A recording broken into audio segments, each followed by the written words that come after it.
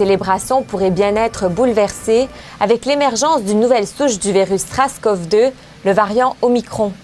Bien qu'aucune infection attribuée à ce variant n'ait été détectée pour le moment au Nouveau-Brunswick, les autorités de santé publique de la province disent surveiller de près l'évolution de cas au pays.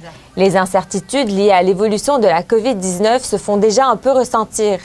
À l'église du Saint-Nom de Jésus à Beresford, les décorations de Noël font tranquillement leur apparition dans son cœur, avec la pandémie qui s'immisce encore davantage dans les pratiques.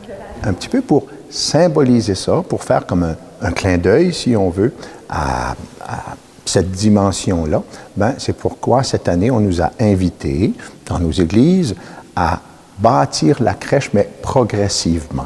Selon les plus récentes directives de la santé publique, les établissements de culte peuvent accueillir des fidèles jusqu'à 50 % de leur capacité.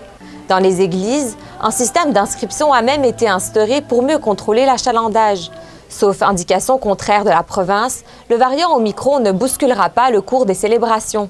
On invite les gens à s'inscrire à l'avance, qui devrait débuter la semaine prochaine pour notre paroisse. Et vous avez quel âge? Même si les enfants de 5 à 11 ans peuvent désormais obtenir leur première dose de vaccin, la plupart ne seront pas pleinement immunisés d'ici les fêtes. Ce qui inquiète cette mère, dont l'enfant de 10 ans visitera son père à Terre-Neuve dans les prochaines semaines. Il n'y a pas encore son vaccin.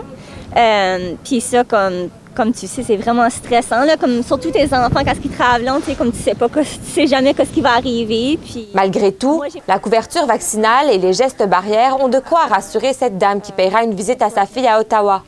Le vaccin nous rassure pour sûr.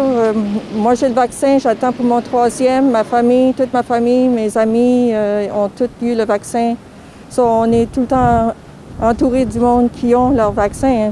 La suite sera donc dictée par l'ajout ou non de nouvelles restrictions sanitaires. Ici Maya Chebel, Radio-Canada, Bathurst. Le groupe qui a mis Saint-Michel sur la map. Ça a été un immense buzz, Mosaïenne, puis ça continue encore.